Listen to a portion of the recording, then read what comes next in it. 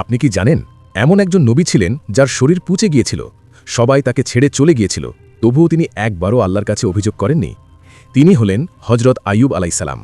আল্লাহ তাকে দিয়েছিলেন অগাধ সম্পদ, অসংখ্য সন্তান আর সুস্থ সুন্দর জীবন। কিন্তু একদিন শুরু হলো কঠিন পরীক্ষা। একে একে সব কিছু হারিয়ে গেল। ধন সম্পদ শেষ, সন্তানরা মৃত্যুবরণ করল, ঘরবাড়ি ধ্বংস হয়ে গেল। এরপর এলো সবচেয়ে ভয়ঙ্কর পরীক্ষা, দীর্ঘদিনের কঠিন রোগ। তার শরীর ক্ষতবিক্ষত হয়ে গেল, দুর্গন্ধে মানুষ তার কাছ থেকে দূরে সরে যেত। আপনজন, বন্ধুবান্ধব সবাই তাকে ছেড়ে চলে গেল। শুধু তার স্ত্রী শেষ পর্যন্ত পাশে ছিলেন। বছরের পর বছর এই কষ্ট সহ্য করেও তিনি কখনো অভিযোগ করেননি।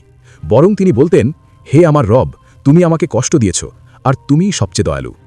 এই অটুট ধৈর্য আর বিশ্বাসের পর অবশেষে আল্লাহর রহমত নেমে এলো। আল্লাহ তাকে নির্দেশ দিলেন, তুমি তোমার পা দিয়ে মাটিতে আঘাত করো।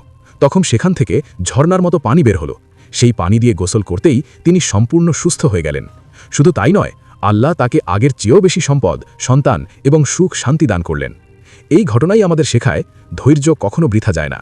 যত বড় কষ্টই আসুক, যদি আল্লাহর উপর ভরসা রাখা যায়, তাহলে শেষটা সব সময় সুন্দর হয়।